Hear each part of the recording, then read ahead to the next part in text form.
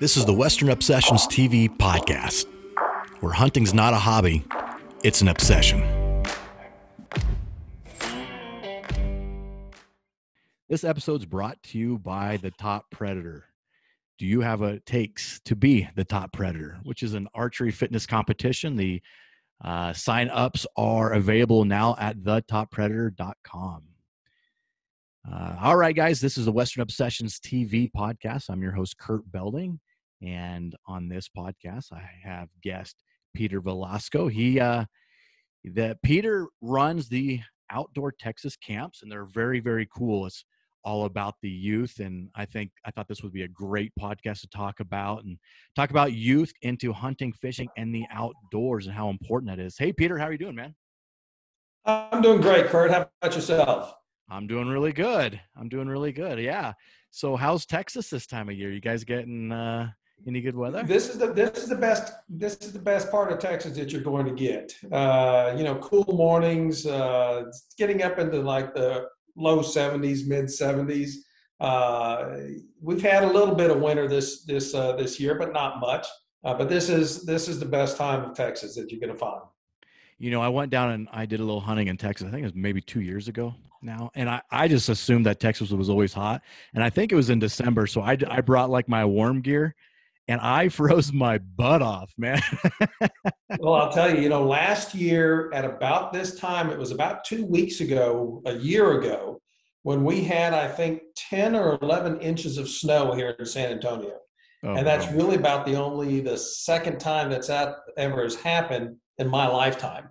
But something like that happens in San Antonio, Texas, and it literally shuts down the whole city.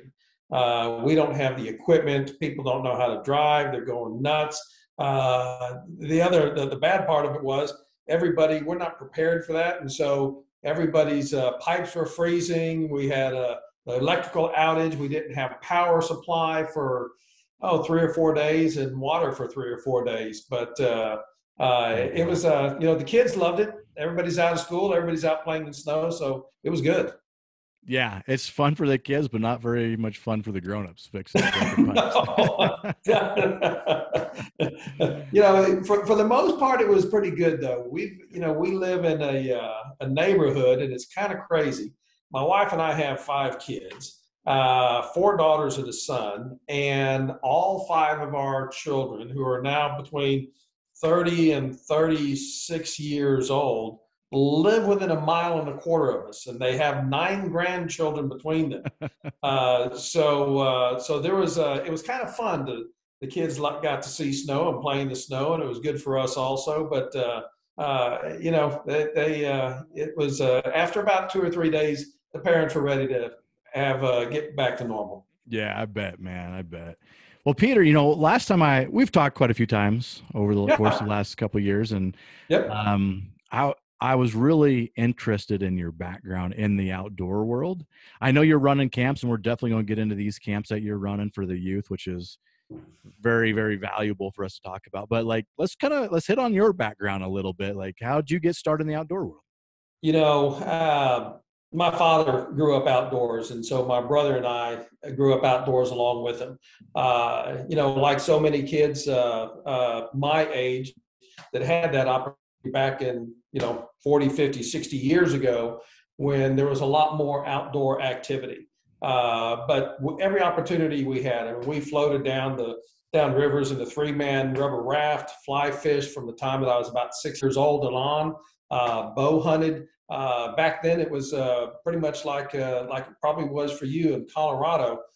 We still had friends that had farms within 30, 45 minutes of San Antonio. We could call them up, my dad and I, and we'd take our my little Stevens 410, break open 410 that had a hammer on it. No safety, because there wasn't any need for a safety, because it took all I had to pull back that hammer. And we'd go out and shoot rabbits, shoot squirrels, take our 22s out. So there's a lot of opportunity, back then when I was a boy, and that was our thing. We didn't grow up. My dad didn't play golf or tennis, didn't snow ski. We hunted and fished from the time that I was old enough to understand what it was. And as I got older, that passion stayed with me. And I've spent a lot of time, maybe sometimes more time than I should have, thinking about hunting and fishing, planning hunting and fishing, and going hunting and fishing. It's in my 40s or so, I guess. It took me a lot of places that people only read about, see on TV. Very fortunate to go to a lot of places, and back when it was a little bit safer to travel.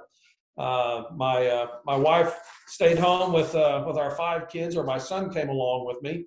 But it gave me a lot of opportunity, a lot of freedom and flexibility to do that. So as a kid, it was always, who can shoot the biggest and who can fill your limit the quickest. And I went through a maturation process in the outdoors, like a lot of people do, and unfortunately, some people never do. Where you grow from, being that kid who wants to shoot the biggest and fill your limit the quickest, and then it becomes not so much how much you shoot, but chasing a particular animal, targeting a particular mature animal. And then you get to the point where I am right now, where hunting and fishing is just the excuse I use to travel. I don't really need to pull the trigger very much anymore. I don't need to put a fish in the box. I love to be outdoors. I need to be outdoors. It's in me. It's part of me. It's, I know the blood origin, it's a sort of an overused term, but it is in my blood. So these days, I just look forward to the opportunity to take my grandchildren out when they get a little bit older. The camps obviously give me an opportunity to share that passion with kids from all over the country. It satisfies the urge that I have during the summer. So, I still go hunting. I just don't pull the trigger very much anymore. I just like being outdoors, being around the fire, being around the people who make their living, make their lives a little bit closer to the earth than most people do these days. Yeah. Yeah, Peter, that's great, man. And obviously you can see the passions that's still there for you. Just talking about you upcoming, or, your upbringing with hunting and fishing, and what you do now, that passion bleeds into it, which I'm now going to lead right into your outdoor camps that you hold for youth, man. Tell me about that. Tell me, like, how did you start this? Like, where did that come from? Well, I'll tell you, I did not found the camps. The camps were founded in 2003 by a gentleman who became a close friend of mine, David Todd. An older fella, had a passion for the outdoors, had a passion for sharing it, and knew back then what a lot of people still are just now realizing is that there is a huge problem with the outdoors industry and the outdoor life and culture. That there's more of my age individuals out there that are getting ready or have already left the outdoors and not buying licenses, not going out in the field or on the water anymore. And there aren't enough young kids to take our places. So he founded Outdoor Texas Camps with the understanding that the outdoors is a very important part, was a very important part of his life growing up, all of his friends and family growing up.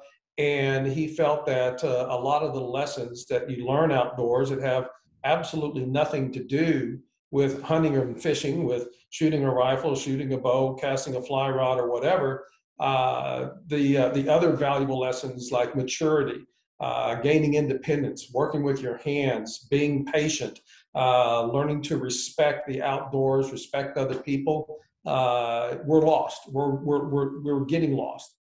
And so he reached out to a friend of his at Texas Parks and Wildlife, a gentleman by the name of Steve Hall, who at the time was head of hunters education for Texas Parks and Wildlife. And he sort of outlined his idea and outlined his plan. And Steve said, "Well, you got to be kidding. There's no way you're going to ever be able to do that." I don't know if Steve was saying that because he didn't think that it could be done, or didn't think that David could do it. David's technological background ended with turning on his iPhone. He didn't do emails. He didn't do texting. So he started outdoor Texas camps, like I said, in 2003, hosted it with one camp. I got involved with outdoor Texas camps in about 2005. My son was one of his first counselors and one of his shotgun instructors. And David knew that I had some skills that he didn't, as far as being able to do spreadsheets and send emails and this, that, and the other. And he also knew that I had a passion for the outdoors. And so he and I became close friends and worked together with the camps initially for years and years, just helping him develop the camps, identifying and locating and securing places where he could host the camps, and just fine-tuning the format. And I knew that eventually I would have the opportunity to buy the camps. And about 7 years ago, he was getting on in age, and he was never a very healthy individual. And he finally said, "Peter, I just can't do it anymore. Would you take over them?" And I talked to my wife, and she said, "Well, what about all the other things you're doing that you don't get done?" And I said, this is my passion. And she, I don't know if she supported me, but she allowed me to buy the camps. And I did, and I love it. I mean, like I said, it allows me to hit all those points internally that of who I am and connect with who I am. I love teaching. I love the outdoors. I love kids, and there's nothing else in the world that I feel like you should be doing right now. Yeah, this is something that it was meant to be for you. For sure. I really do think that it was. I've been a mortgage broker for the last 40 years, owned my own company, built a company, sort of divested myself of it over a period of time, to the point where, I had no employees anymore. I don't own a stick of furniture. I come and go as I please. I sort of got tired of babysitting, refereeing, and counseling adults. We had 6 offices in Central and South Texas, and about 80 employees, and I just got tired of that. I still do it, but the camps, that's where the camps came in. And they filled that gap for me that I needed so badly. It's not a good business, but it is tremendously rewarding otherwise. I've got a couple businesses like that. I think a lot of guys do. If you're an entrepreneur, you find something that you can do relatively well that allows you to generate an income stream. Then that income stream allows you to pursue your passion. And sometimes that passion takes you down the wrong road, or takes you down a road that just doesn't end up the way that you thought it was going to. For sure. But certainly the camps. Yes, I feel like I was destined to own and operate these camps. Yeah, and you hit on something kind of a while back that I think is real important to kind of go back and address. Is nowadays society is a lot different than what it was 10, 20 years ago. And I'm not going to sit here and say how bad it is or be very negative about it, but it's definitely really different, where I feel like maybe a lot of our youth don't have the opportunities to spend the time outdoors like some of us did growing up in the Midwest or Texas, and how valuable that is to be outdoors, not just hunting and fishing, but to be outdoors, and how many lessons that you learn from doing that. And you learn from getting yourself in trouble, getting yourself out of trouble. There's a lot more freedom and flexibility. I know that you probably heard that it might have even been the same for you when you were in junior high or high school, and we'd go out duck or dove hunting before school, drive back on campus with our pickup trucks and our shotguns in the back and our ducks in our bag, and go to the field house and take our shotguns and put them in the coach's office and put the ducks up in his freezer, and then we come back and get them at the end of the day. But it really allowed us to grow up And I think growing up outdoors, having the opportunity to grow up outdoors, I think is beneficial to everybody. Like I said, you know, you learn that you can do just about anything with a roll of baling wire and some duct tape. You learn what's important and what's not important, what you need and what you don't need. You learn to respect. There's a lot of respect that is learned outdoors, and a lot of independence.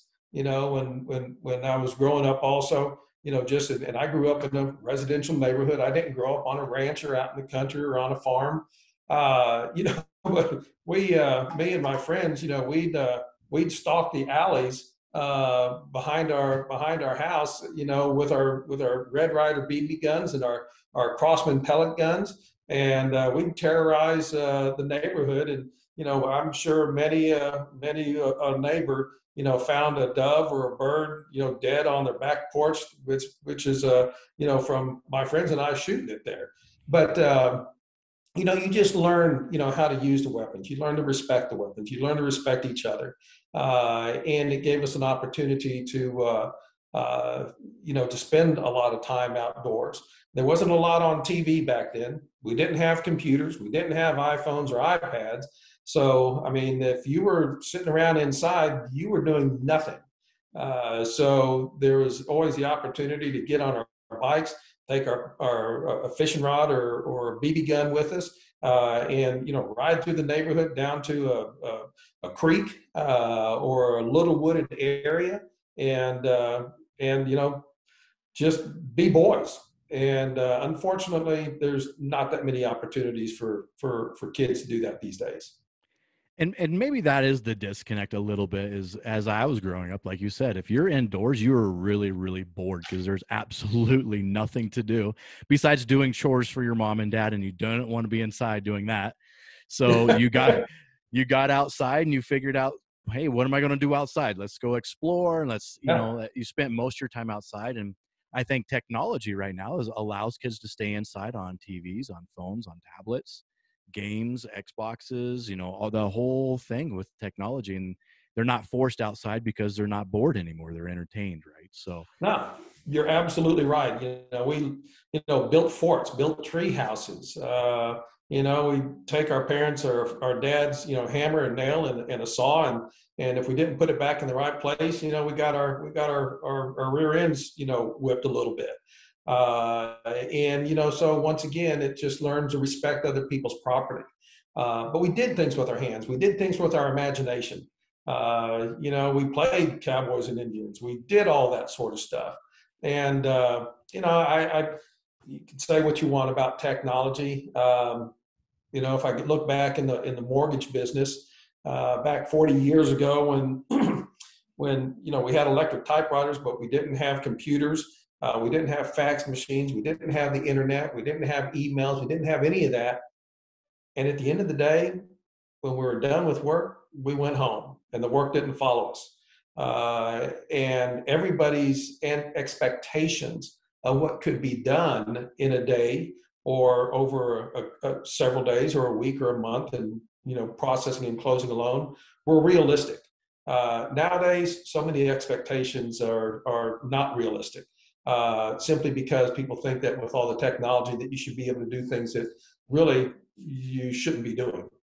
sure. Yeah, it definitely speeds things up. And you made a good point where that work follows you home, whether or not that's your choice or not. And a lot of times it's our choice. We have the computer there, we have our phone there, we hear the beep, we choose to engage in work, but it's still there. It's a fingertip away, is that work. So, but Absolutely. yeah. So your camps that you hold, um, now, are these just for youth or do you have adult camps? Well, that's right now we just have youth camps. Hmm. It is something that I've been wanting to do, is to develop adult camps that are similar but a little bit more condensed, and obviously a shorter period of time. It's kind of hard for, you know, parents and adults to take a week off and go to camp. But you know, to come in on Thursday, leave on Sunday would certainly be realistic. I've sort of held off on starting those camps, Kurt, because I I'm a little reluctant. Right now, I spend about 10 months of the summer or 10 weeks of the summer away from home. And if I start the adult camps, what that's going to mean is I'm just going to spend probably another 10 or 15 or 20 weekends away from home. And I feel a little guilty in doing that. I'm 63. My wife's, I won't say how old she is, but she's at that point in time where she's looking back and saying, it's our time now. We've raised our kids. Everybody's doing fine. They're out, got them to college. They're all gainfully employed, married, etc. And now what about us? So I haven't started the adult camps, but it is certainly something that I need to do because we have parents bring their campers on site and they look around and they hear the stories at the end of the week about what their sons or daughters did. And they ask me, and I can't tell you how many, but it is a lot, ask me, when are you going to do something like this for us? And I know that it's needed, and I know that I need to do it. I just haven't pulled the trigger on that yet. Yeah, and I know we're getting off topic a little bit by talking about adult camps, but selfishly, I would love to come hang out for a week and build a tree fort. Well, you can come hang out for a week and be my archery instructor if you like. All right. Hey, we could do that too. We'll talk about that for sure. But these youth camps, tell me a little bit, like, let's just say, obviously, let's say I'm an adult that has kids that I'd love to pull away from a TV and get outside, get outdoors, and let's learn some of these skills and some of these lessons that you learn when you're outdoors. Tell me a little bit more specifically about what happens in these camps. We focus 100% on introducing and developing outdoor skills. We don't kick soccer balls. We don't throw frisbees. We don't learn a song. We don't learn a skit. And I think all of that is important for kids. I think any opportunity for kids to engage and socialize these days with the way that the world is, the way that there are very few opportunities for kids to, for a boy to beat his chest a little bit, figure out where they are in the pecking order at school or in their group or whatever it is. So I think all of that is very important. But we focus, like I said, 100% on developing outdoor skills. And at other camps, I know that they put a 22 or a BB gun in a camper's hands. I know that they put a little recurve bow or a Genesis bow in a camper's hands. But they're not really given the opportunity to develop that skill. At our camps, each one of our campers goes to 5 different activities a day for an hour and 45 minutes apiece. And at the end of the week, they will have had about 10 hours of 1-on-4 instruction with a very qualified instructor, whether it be with rifle and handgun, shotgun, trap and skeet, archery, fly casting, fly time, camping, survival. We'll touch on wildlife and habitat conservation and management, and we'll also conduct a Hunter Ed certification course on site. So we pride ourselves on making sure that when that camper leaves, whether they're 9 years old or whether they're 16 or 17 years old, that they can safely and effectively operate each one of the weapons they've come into contact with, either at the range or in the field. We break down shotguns, we break down bows, we break down rifles, we show them how to clean them. We explain to them how important it is to keep their weapon clean, keep it working properly. And so that is really where we separate ourselves from everyone else. We get campers, Kurt, from, I guess the most states we've ever gotten campers from, I think is 17 different states. We don't advertise. I mean, we do have an internet presence. We do have a website that is a little archaic, but we don't advertise, and we get calls from parents all over the country inquiring about our camps that they got online, and they Googled hunting camps or fishing camps, and you'd be amazed that we were talking just a little bit ago about how it was back in the day when I was a kid, and you come home and you hear about it where you know you have your snack, you do your homework, then you get on your bike, and you didn't have to be home until the street lights came on.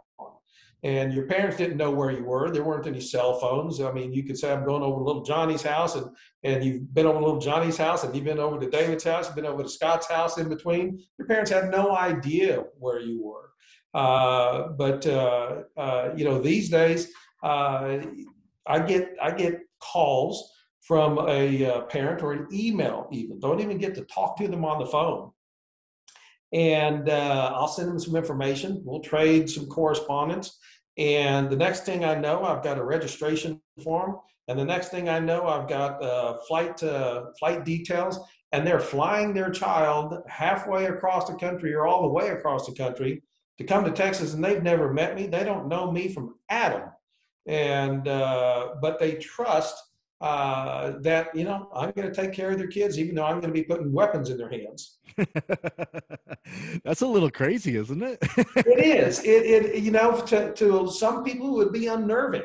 The fact that, you know, you're putting your child on a plane, and to send them somewhere that to spend a week with somebody that you've never met. But you know, I don't know whether that is because those parents also grew up in the outdoors. They understand also, like I mentioned earlier, that you know, people that grow up in the outdoors, people that make their living closer to the land, oftentimes, I won't say always, but oftentimes, you know, their values and their morals are more grounded. They understand things differently than some people that maybe never had the opportunity to do that. And especially, obviously, those individuals these days who have spent their life, and the only thing they know is, you know, 3,000 channels on TV and an iPad in their hand, and they think that's reality. Mm-hmm. Right. And I think you really kind of hit the nail on the head when using, there is just something about, and I don't know what it is exactly, but I trust someone from the outdoors that have grown up in the outdoors, that have those values and the knowledge and those skills and those morals enough to say, I'm sending my kid, and never met this person, but there's a level of trust there because of those things.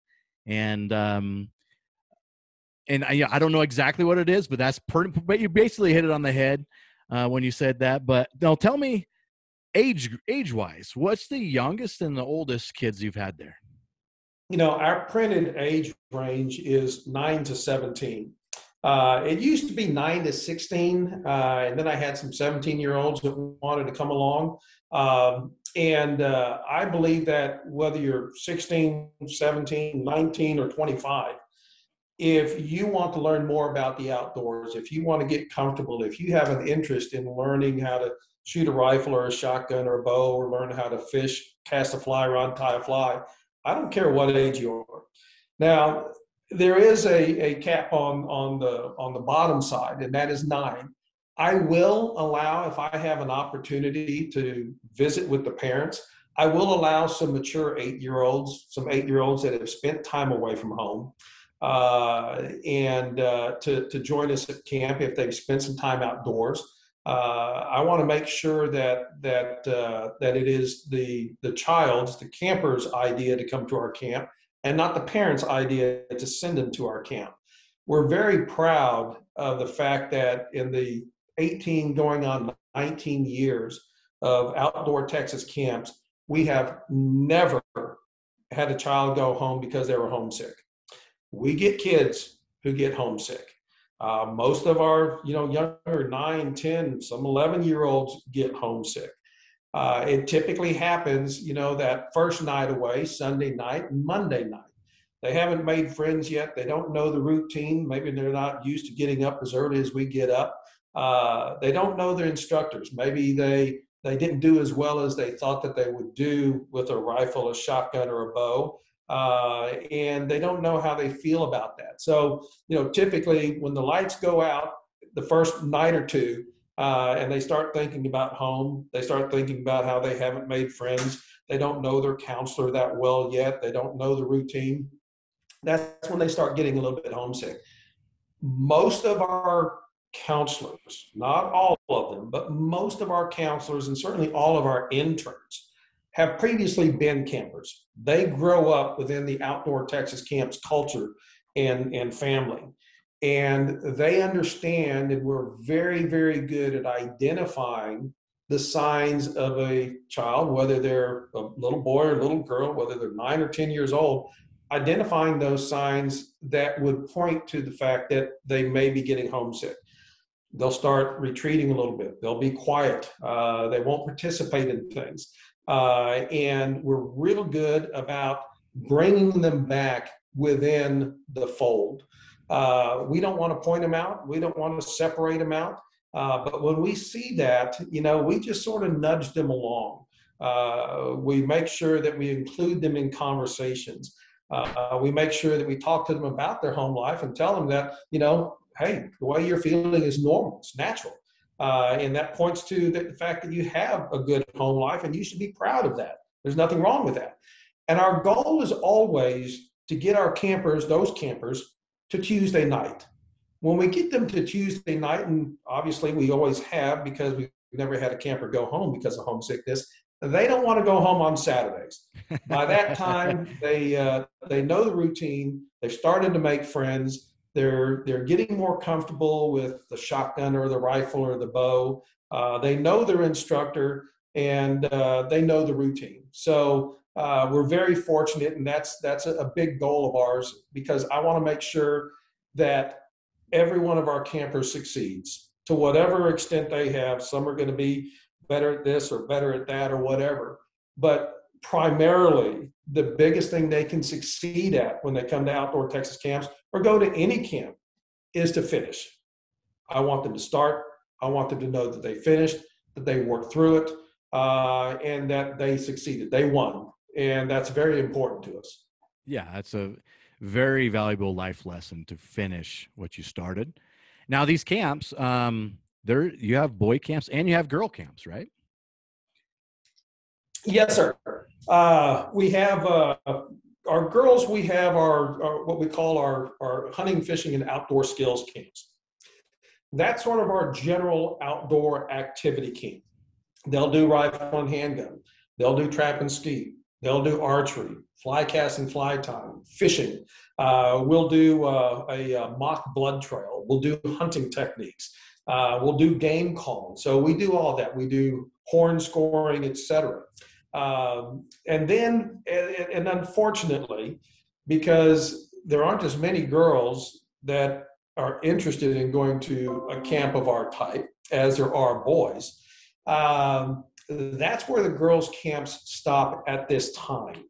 Our boys' camps, we do the 2 weeks of the hunting, fishing, and outdoor skills camp. And then we have 2 weeks of bass fishing and fly fishing camps at a different location. And then we have 2 weeks of saltwater camps, obviously down along the coast. My goal has always been, and I tell everybody this, and it is close to my heart, if I could replace every boy in every one of our camps, and right now we have 152 boys registered, if I could replace every boy in every one of my camps with a girl, I'd never have another boy in camp.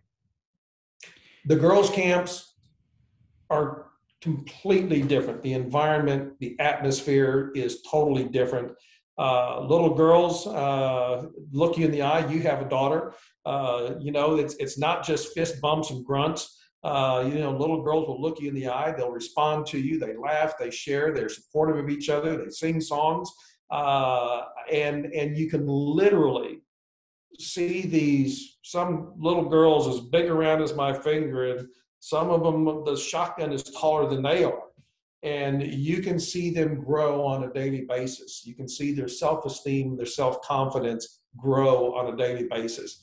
And when they come in the first day and they've never shot a shotgun, they've never shot a rifle, they've never shot a bow, they're afraid of the report, they're afraid of the possible recoil.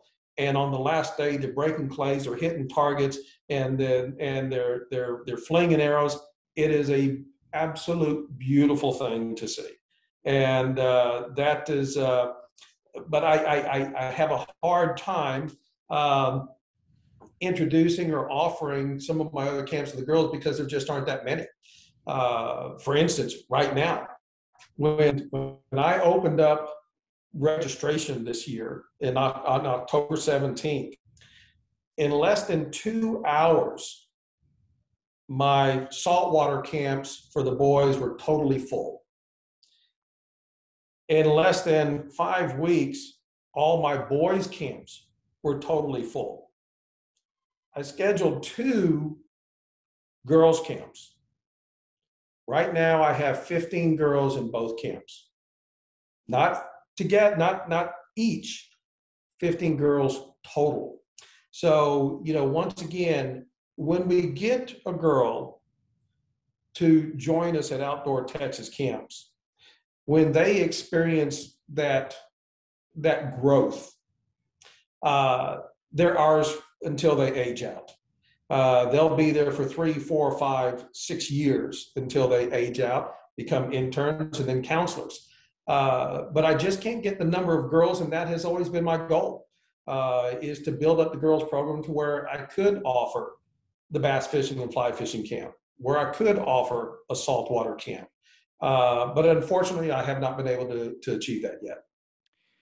Yeah, and that is unfortunate. And I guess I'm a little bit skewed because as you know, I have a daughter, and as a lot of people that follow me have seen me take Bella, my daughter, out hunting a few times, and she loves it, and I love it. And so my perception is that, a lot of little girls love to go out and hunt and fish and hang out with their dads or just get out in the woods, but that obviously might not be the case. And a good friend of mine, Sarah, I know Sarah very well. Her and her daughter went to your camp, and they love it. Sarah's definitely one of those girls that love to hunt and fish. She loves the outdoors. So I guess my perception is a little bit skewed, and I would love to see more girls be at your camps. And what do you think the disconnect's at, Peter? I honestly think just simply because it is not the experience that girls typically grow up anticipating or expecting or looking for. At our camps, we don't have a blob in a big pool or on a lake where they can jump on it. There's no water sports per se. We're not, and I have 4 daughters, believe me. And I'm a sort of almost a girl dad, but I do have a son. At typical summer camps, there's a lot of socialization. There's quite a bit of sitting around talking. They do the things that they're comfortable and familiar with. They play soccer, they play basketball, they play baseball, they swim. I sort of mockingly, but I didn't mean it derogatorily, said that, we don't learn a song or learn a skit, at Outdoor Texas Camps. And that is certainly something that a lot of girls expect. A lot of girls anticipate when they go to a lot of these summer camps. It's just a different environment. I want our girls at our camps to feel comfortable with the fact that they don't have to, worry about makeup, that they can go to bed every night with a little bit of dirt underneath their fingernails. And there's nothing wrong with that. And I'll tell you a quick story. We had 2 girls several years ago. They were smaller girls. One of the girls they were the same age, but one of the girls was quite a bit bigger than the other girl. And most of the week, there was a tension between those 2. And the last day, we're having our competition day, and we were at the archery range. And I looked over, and the counselors had helped these 2 little girls work through their issues. And I looked over at the water jug, and here are these 2 girls, and they're got their finger on the spigot, and they're letting the water fall into the powdered dirt, and they were sitting down and making mud pies together. Now, I don't know about most people, that was one of the most beautiful things I've ever seen. These 2 little girls who worked it out throughout the week, and had nothing in common. And the last day, they're sitting there in the mud making mud pies and making, drawings on each other's faces with mud. And to most people, that might not mean anything. To me, it meant a tremendous amount. Kurt, I wish I had an answer for your question. What's the disconnect? If I did, obviously, I would have more girls in camps. I've struggled with that, and I'm just stubborn enough to where I will never give up on the girls' camps. And one of these days, I will find what it takes to fill up these camps and provide these girls other opportunities that the boys get. That's right. And my daughter would absolutely love your camp. She is all about shooting, dirt under the nails. She would absolutely love it. But I want to take a little pause and just really talk to whoever's listening right now, and these listeners, is the outdoor industry in 5, 10, 15 years is 100 dependent upon our youth. And I appreciate what you're doing so much, Peter, is you are literally growing our youth for the outdoor industry. And it directly affects what's going to happen in the next 15 years in the outdoor industry. That's where the financing comes from. That's where everything will come from, is our youth. As we start to age out a little bit, Peter, in the next, I want to hunt until I'm 80. That's what my goal is. But my dad hunted until his last year. He shot a buck in his 91st when he was 91 years old in December, and he passed away the following March. So yes, that is absolutely amazing. That's how I would love to do it. So, but anyway, what we love, our outdoor industry, is 100% dependent upon our youth. So participation, yes. Participation, yeah. So I appreciate so much of what you're doing. And I think that there either needs to be more camps or more of this going on somehow, some way. With that being said, how many people do you let in camp? And let me go back a little bit on what you were just touching on, because it is so absolutely important. Outdoor Texas camps is just one grain of sand on all the beaches in the world. We're not going to turn the tide. We're not going to change things that much. But if everybody thought, well, I'm too small to make an impact on in general, and nobody did anything, then nothing would ever get done. That's the other premise that Outdoor Texas Camps was founded on, was understanding that for those of us who appreciate and enjoy the outdoors, you don't have to do it with a rifle or a shotgun in your hand or a bow or a fishing rod in your hand either. But for those of us who enjoy it, if you don't understand, and I know that it's a broken record, it's hunters and anglers that are the conservationists. They're the only ones that put money into conservation, et cetera. And the antis are, that I don't even want to get into that. But if you don't understand that all the state and federal agencies depend on license sales, all the state and federal agencies depend on an excise tax, whether it's from fishing supplies or hunting and camping supplies, to fund conservation, fund wildlife management, keep state and federal parks open. If you don't understand that, then you need to understand it. And that's the premise really for Outdoor Texas Camps, is to make sure that we are doing what we can to get kids outdoors, to replace those of us who are aging out of the outdoor lifestyle and bringing those in. I do a lot of presentations and do a lot of talks on that subject. And I can bore you with all the numbers that there are, but the numbers are staggering. The numbers are frightening. And one of the things that I do is I mention to everybody, typically I'm talking to 13, 14, 15, 16-year-olds out there. And I mention to them, I say, okay, so you're 15 years old. That means your father is probably about 42 to 45 years old. Your grandfather is probably 65 to 70 years old. So that represents 3 generations. If we don't start doing something now, in 3 generations, we won't have the opportunity to do what you and I do. we will continue to lose some of the rights and some of the privileges that we have as hunters, as anglers, as sporting shooters. Regardless of whether a politician himself likes to pick up a shotgun or rifle or a bow or go fishing, they like their job even more. And if there aren't enough of us with a loud enough voice, and that's one of the problems, is that we don't have a loud voice. We're very passionate about what we do, but we don't have a loud voice about it. But if there aren't enough of us to impact what that politician will vote for or vote against, then we will continue to lose our rights and privileges as outdoorsmen. And that's just simple, plain fact.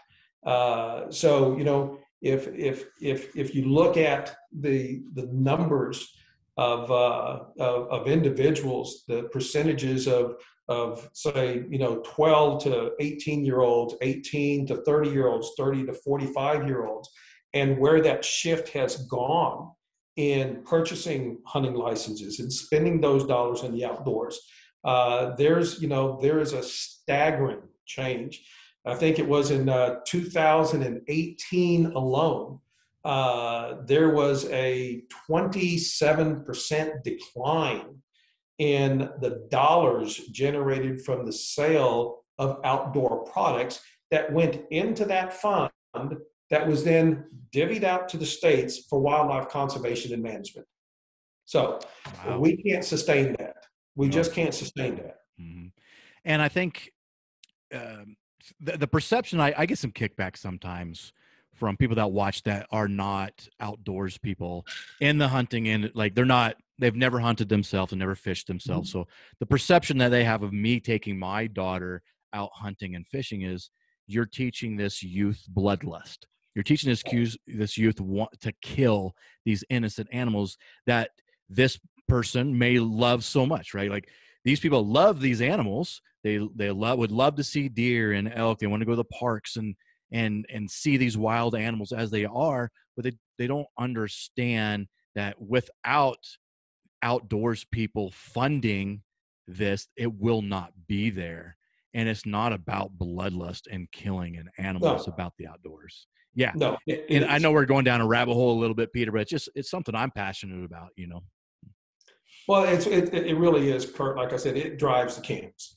I mean, that is always, that is always in the forefront of my thoughts of what I'm doing and why I'm spending all this time and what we're trying to accomplish at the camps. Is to get kids not only to themselves engage in the outdoors, but to draw others outdoors with them.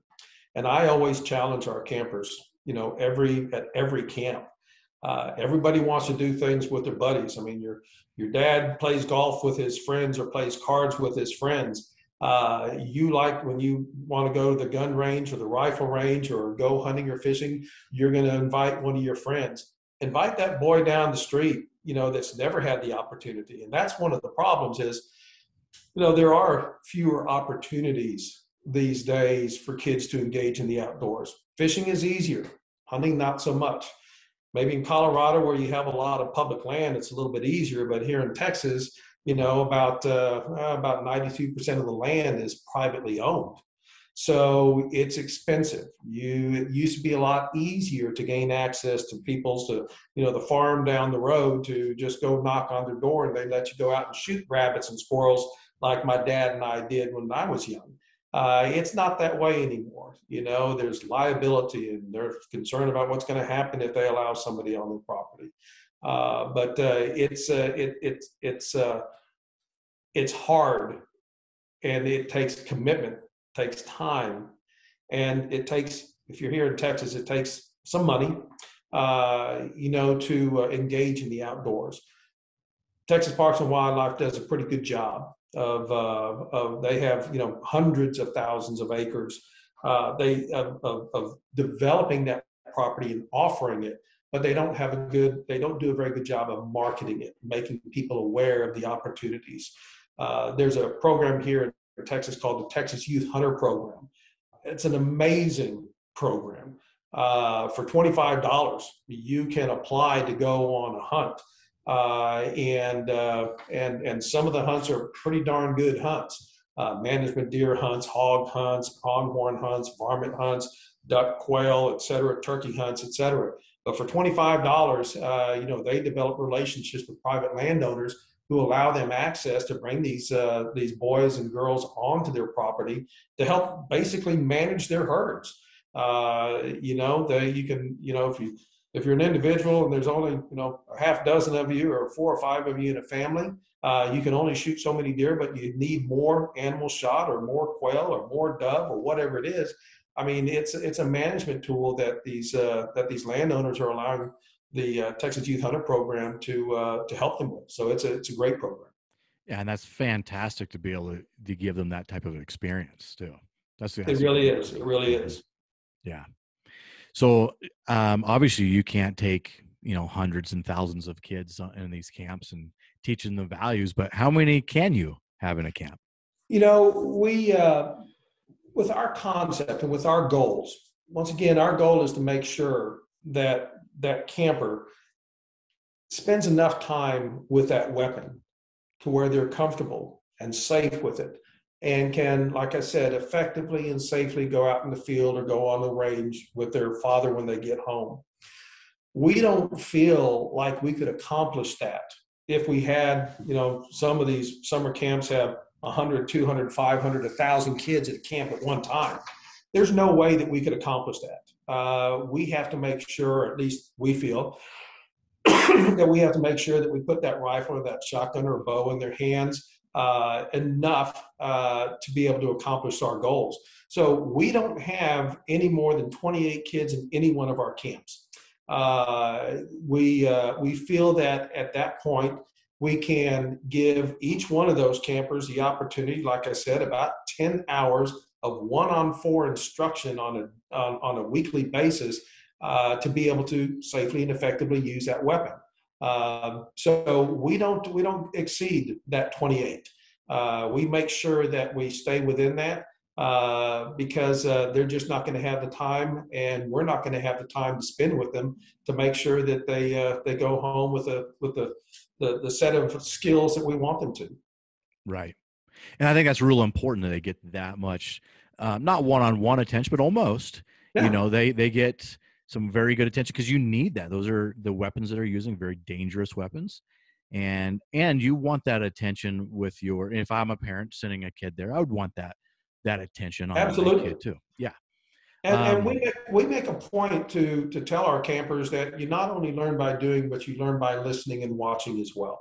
So it is the instructor's job, their responsibility to work one on, and sometimes he'll have an archer on his right and an archer on his left to work with maybe 2 campers at a time. It's the counselor's responsibility to make sure that the other 2 campers are watching and listening. Mm-hmm. Yeah, I like that. It's a great system.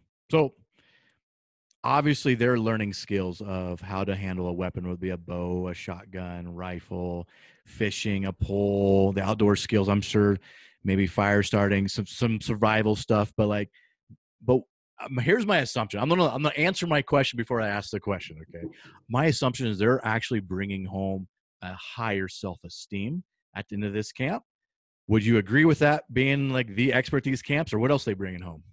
And that's absolutely what they're taking home with them. And that's one of the most important things that we feel that they can take home with them is that higher self-esteem, that higher self-confidence, that independence, that understanding that, something that they thought that they never could do, that they did accomplish. They won.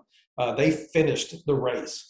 A couple of years ago, and I still do it to some extent, I reached out to some of our parents that I knew that had been sending their children to our camps year in and year out. And I said, okay, besides learning these skills, because that little Johnny or little Susie is pretty darn good with that bow or that shotgun or that rifle now, why do you keep sending them to independent mortgage services? And I'm going to paraphrase right now. But the common thing among all the parents that I spoke to was that they felt like their kids grew up more in 1 week at outdoor Texas camps than at any other time in their life. They changed in that 1 week period of time by giving them the opportunity. And one of the things I tell our campers is, I'm going to treat you like an adult from day one. You don't have to earn my respect. You walk in with my respect. You walk in with my trust. Now, my respect and my trust is yours to lose. Your choice. We give them the opportunity to grow up, to take responsibility with those weapons by putting them in their hands. And you, like we discussed and we talked about earlier, you can literally see the change. And their parents want them to come back to outdoor Texas camps, not so much because they want them to shoot, 98 instead of 95 out of 100, but because they want them to spend time around myself, spend time around our instructors, our counselors, who all have a passion for the outdoors, who all have a passion for sharing it with tomorrow's outdoorsmen. And they're all very good role models. They're all very good mentors. Our campers and our instructors and our counselors stay in touch with each other all year long. So the thing that they are, that you touched on, Kurt, it's their self-esteem, their self-confidence, the growth that they experience in that 1 week period of time. That's why campers keep coming back year after year after year. And they want to become even a closer part of our family by becoming interns, becoming counselors later on, becoming instructors themselves. It is providing those kids the opportunity to grow up. Yeah. And we do it in such a way that it's outdoors, where they have the opportunity to spread their wings a little bit, fall down, skin their knee, get up, do it all over again, and know that they're going to be fine.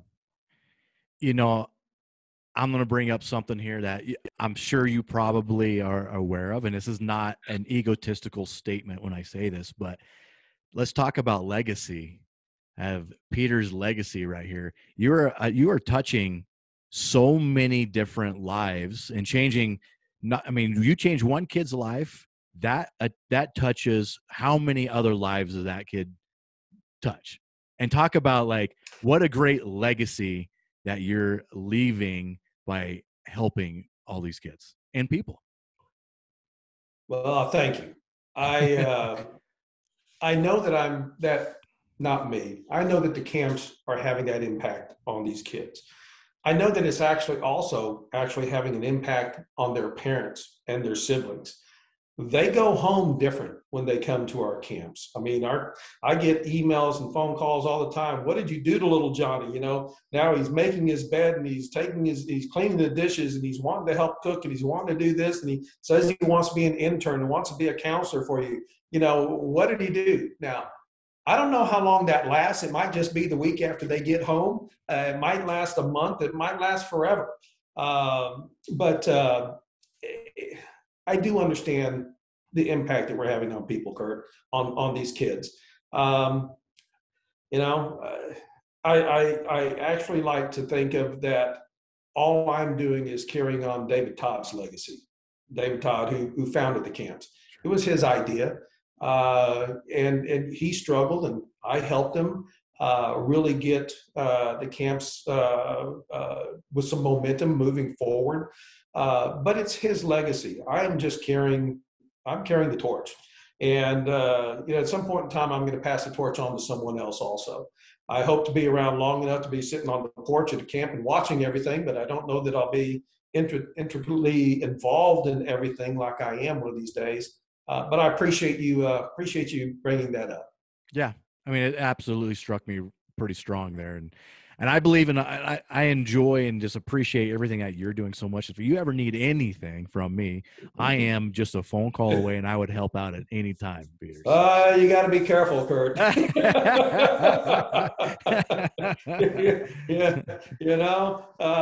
Organizations like like mine, not Outdoor Texas Camps, but there's a lot of organizations that would love to hear that from the parents, and they'll suck the life out of you. And I know Well, that I felt safe saying that with you, Peter. well, you feel safe because you live in Colorado. If you live in San Antonio, you wouldn't be so safe. Right. Well, let's talk about, I know that we had mentioned scholarships at one point in time that you've given out to these camps. Tell me about the scholarships and tell me about how people can get in touch with you to do this. You know, we've always been a standalone organization. David believed that if he asked for something and got something for free, that he was obligated to do something else. I'm not so much that way, but I have developed some good relationships with outdoor industry. I always like to pay my way. I might not pay full price, but I always like to pay my way. You know, we look at in trying to develop the girls' camps.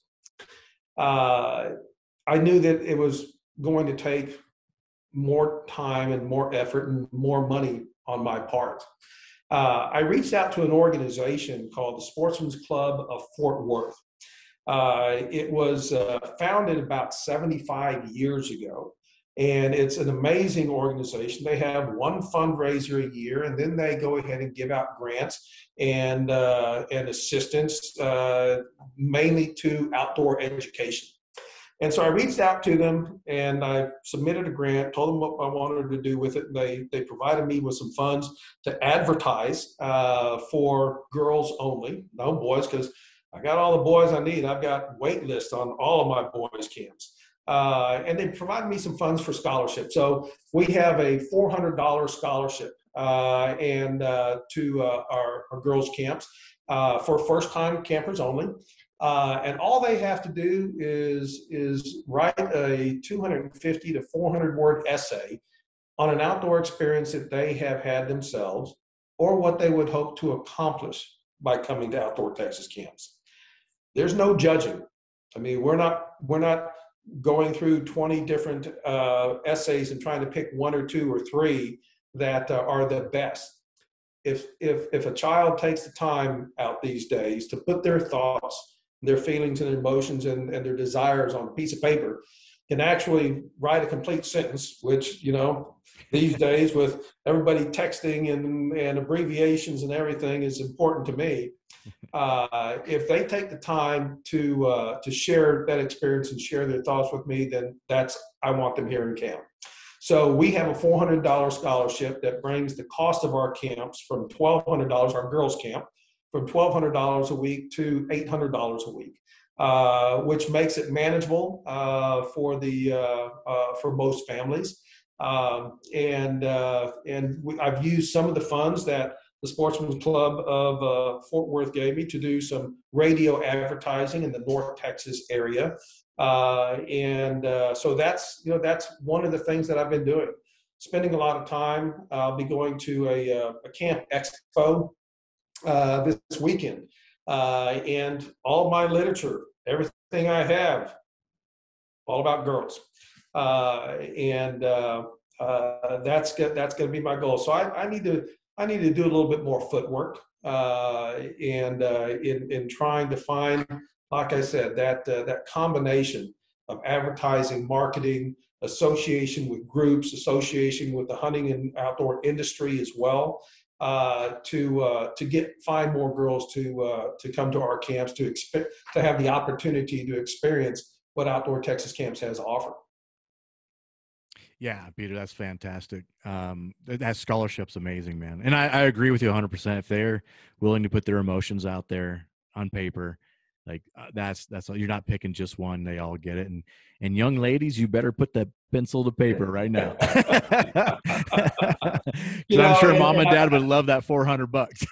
Yeah. You know, and I mentioned to you that, well, the majority of our campers do come from Texas. But we have a large number that come from out of state. Like I said, from 15 different states one year. On average, we probably get campers from 8 or 9 different states. We had a camper come from Baton Rouge, Louisiana. I think it's been 3 years ago. And we had one camper come from Baton Rouge, Louisiana. And this year we'll have 21 campers come from Baton Rouge, Louisiana. Oh, so we are going to be inundated with Cajuns, and they are some of the craziest little guys you've ever come into contact with. But I'm looking forward to it. So yeah, even though you're in Colorado, and your podcast is going to be heard by people all over the country, I would love to have girls come from out of state. We have 3 sisters and a cousin come from Oklahoma, and to our girls' camp every year. The $400 is if that's the carrot that's going to entice you to come. Bring it on. Well, I know it just helps mom and dad's pocketbook a little bit, right? But it does. And that's another thing, Kurt. Our camps, depending on the camp itself, our hunting, fishing, and outdoor skills camps are normal retail price for girls is $1,200. For boys, it's $1,295 because they eat a lot more and they also shoot a lot more than the girls. But our fishing camps, the price goes up. We've got to hire fishing guides. We've got to hire boats. Our saltwater fishing camp, which is our most popular, they'll go offshore fishing one day. They'll go flounder gigging one night. They'll go bay fishing one day. We rent a floating barge out near Baffin Bay off of the King and the Kennedy Ranch.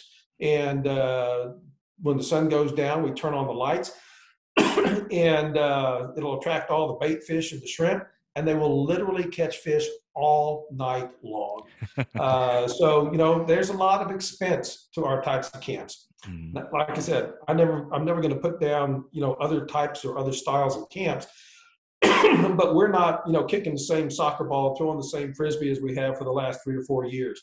We're going through a lot of expensive supplies and materials and weapons and tools in order to facilitate our camps. Yeah. And it definitely speaks to having that one little boy from Louisiana 1 year and then 21 of them a few years later. That just says that your service, your product is very good and word travels fast. So we think so. Yeah. Well, Peter, I tell you what, man, anybody watching or listening to this podcast, where can they find information about you? We do have a website, as you know, outdoortexascamps.com. But probably the best thing to do at this point in time is to email me or call me. My phone number, my mobile number is 210-393-6565. And my email address is peter@outdoortexascamps.com. So I welcome anybody to give me a call, text me, send me an email, and I'll share our information with you. If you're calling in on behalf of your son, it will be next year. You will be on the mailing list. If you're calling and on behalf of your daughter, bring her on. We'd love to have her. Right, and I'll put this everything in the description of this podcast so you guys can find his email address, phone number, even. That's very brave of you, Peter. Well, in my other life, I'm a mortgage broker, and so most of my business comes on weekends and evenings because people don't have the time to go look for houses and properties during the day. They do it on the evenings after hours, and they do it on the weekend. So my phone number is open to everybody. That's great, man. So like I was saying, that's going to be in the description, his email address and his phone number. If you're watching this podcast, I'll link it right here on the screen. I'll do both of them. But at this point, and Peter, I'll stick around after this podcast a little bit. After we get done, we'll chat a little bit more and I'll let you go for the night. But anything else you want to let these listeners know before we end this podcast? Kurt, this is the first time I've ever done something like this, done a podcast. I had to go out and buy this little camera to stick up on top of my computer because my computer before it looked like you would be looking at me through snow. I appreciate the opportunity. I truly do appreciate the opportunity that you're providing me to talk about outdoor Texas camps, talk about the problems associated with the outdoor industry, talk about the other benefits that that our campers derive from coming to our camps, not just how to shoot a rifle or a shotgun or a bow. I love these camps. I love what we offer the kids, and I'd love to share it with as many people as possible. Thank you very much. Absolutely, man. It's something that I'm very passionate about too, so it fits really good, and I feel good that I could help out a little bit. So, all right, guys, this is the Western Obsessions TV podcast. Thanks for listening, and me and Peter will sit around here and chat a little bit more. This is the Western Obsessions TV podcast, where hunting's not a hobby, it's an obsession.